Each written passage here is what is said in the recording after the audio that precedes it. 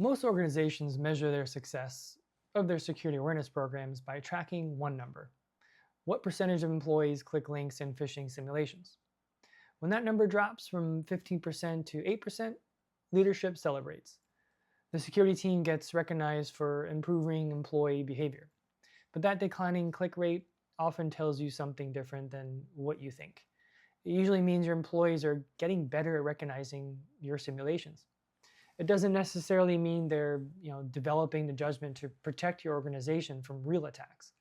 I know why this metric became the default. It's simple to track.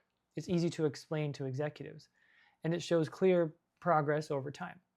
When you need to justify your security awareness budget, a chart showing declining click rates makes a compelling case.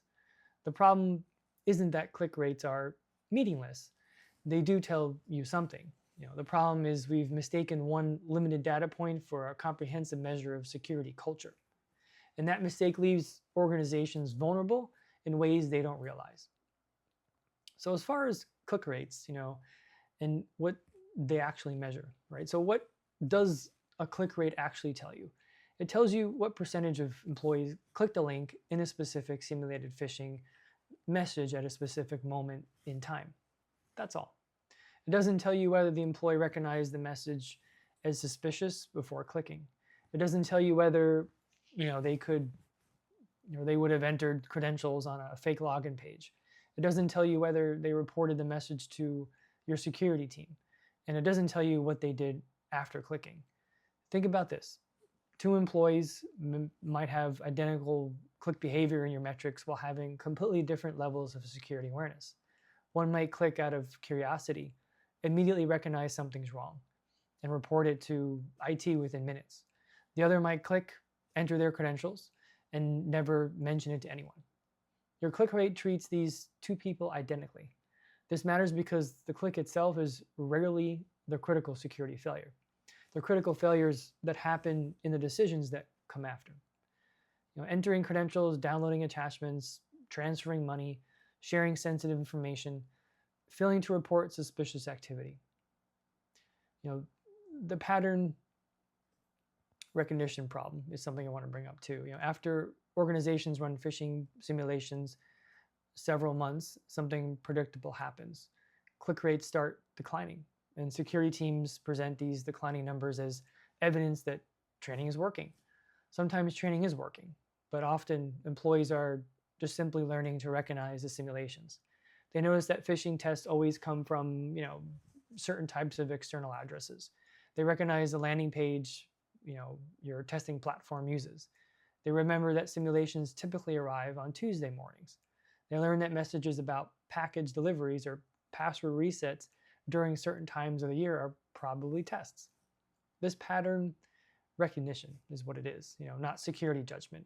It's the same skill students developed when they learn to recognize types of test questions without necessarily learning and understanding the material, right? And pattern recognition doesn't transfer to novel situations. An employee who's learned to avoid your simulations might still click a real phishing message that uses different infrastructure, arrives at an unexpected time, or employs social engineering techniques you haven't tested. I've actually seen this happen with organizations I work with. We had a security awareness program where the phishing simulation numbers looked great. Over time, the click rate kept dropping. Leadership saw the reports. The trend line was moving in the right direction, and naturally everyone looked at the evidence that the training was working. Then the real phishing campaign hit the organization, and the results looked very different. The real email didn't look like simulations employees had gotten to. It didn't have some of the indicators people had unconsciously learned to associate with testing. And suddenly the rate itself was significantly higher than what our simulation numbers suggested it should have been. That was an important realization. Our employees hadn't necessarily become that much better at identifying phishing. A lot of them had become really good at identifying our phishing simulations. Those are not the same thing though, and that's why I get concerned when an organization tells me their awareness program is successful simply because their click rate went from 15% to 5%.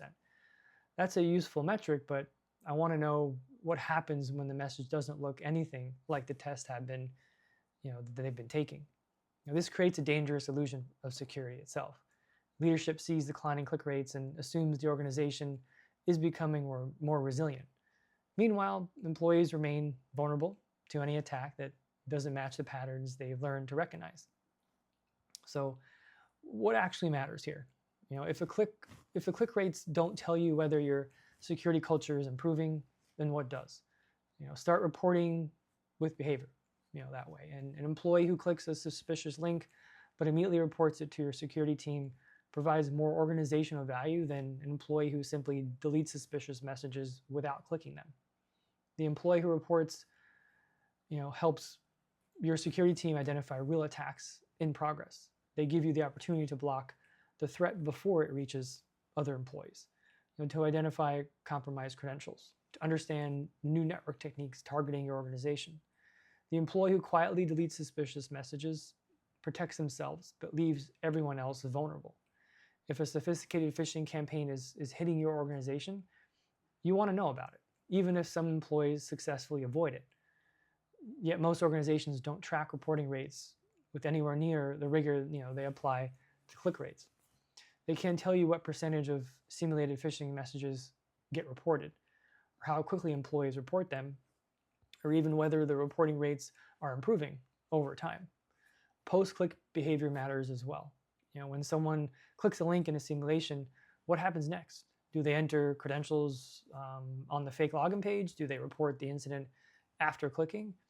How long does it take them to report? These behaviors reveal security judgment in ways that the initial click doesn't. An employee who clicks but then recognizes the fake login page and reports it demonstrates exactly the kind of judgment you want to develop. Here's another problem, with click rates. Organization-wide percentages hide patterns that matter. Imagine your organization has a 10% click rate. That sounds reasonable, but that 10% could represent two very different situations. In the first situation, 10% of your employees clicked once over the course of a year. Failures are distributed across the organization. Most people who clicked, had been with the company less than 6 months. In the second situation, 2% of your employees account for the clicks, and they click repeatedly. The same individuals fail simulation after simulation, month after month. These scenarios indicate completely different problems, requiring completely different responses. Both aggregate click rates make both situations look identical. But understanding whether failures are distributed or concentrated requires tracking behavior and at the individual level, not over time, not just calculating organizational-wide percentages after each simulation. Here's where metric pressure becomes actively harmful. When security teams face expectations to show declining click rates, they face a choice. They can run realistic simulations that mimic actual attack techniques targeting their organization, which these provide valuable training and reveal genuine security gaps. They also often produce higher click rates, especially when introducing new attack patterns employees haven't seen before. Or they can run simulations that employees have learned to recognize, that follow predictable patterns, that produce the declining click rates leadership expects to see. The incentive structure pushes toward the second option. Nobody wants to explain to executives why click rates went up this quarter. Nobody wants their program to appear less effective because they introduce more realistic testing. This creates a situation where optimizing for the metric makes the organization less prepared for real attacks. Security teams avoid realistic simulations because they make the numbers look bad, even though the realistic simulation would provide more valuable training. So how to build a better approach to all this, right? The solution isn't to stop running phishing simulations or tracking click rates. Both can remain part of your security awareness program. The solution is to stop treating click rates as comprehensive measure program, right? Measure what percentage of simulated phishing messages get reported, how quickly employees report them as well. Whether reporting rates improve over time, set a goal that reporting rates should increase even if click rates plateau. Monitor repeat behavior rather than only aggregate numbers. Identify individuals who repeatedly click simulations and provide targeted support. Pay attention to whether the same people consistently make mistakes or whether failures are distributed across the employee population. Measure post-click behavior in your simulations as well. Configure your testing platform to track whether employees who click a link and then enter credentials, whether they report the incident afterward as well, and how long it takes them to actually report it. Use varied and realistic simulation techniques that mirror actual threats your organization faces. Accept the realistic simulations may produce higher click rates initially, but provide more valuable training. Educate leadership that click rate variation is normal and expected when testing different situations. And as far as moving forward, phishing simulations remain a valuable tool for security awareness training. Click rates remain a useful data point, but we need to be honest about what they measure and what they miss. A declining click rate shows that employees are getting better at recognizing your simulations. It might indicate improving security awareness, or it may indicate pattern recognition and simulation fatigue. Without additional metrics, you just can't tell the difference. The organizations that build genuine security cultures track behavior beyond clicks. They measure reporting. They analyze repeat failures. They assess response to realistic attacks. They recognize that the goal isn't to train employees, to avoid obvious tests, but to develop judgment that transfers to novel situations. So as far as a practical takeaway, if your organization currently relies primarily on click rates to measure security awareness program effectiveness, start by asking what those numbers don't tell you. Identify the behaviors that that would actually indicate improving security culture. Figure out how to measure those behaviors alongside click rates. Start small. Pick one additional metric to track alongside click rates. Maybe it's reporting rates. Maybe it's time to report. Then from there, you may find that your program is working better than click rates suggest, or you may find that declining click rates have been masking problems you need to address. Either way, you'll have a more accurate picture of your actual security posture. So, subscribe for more of this every week, and I'll see you in the next one.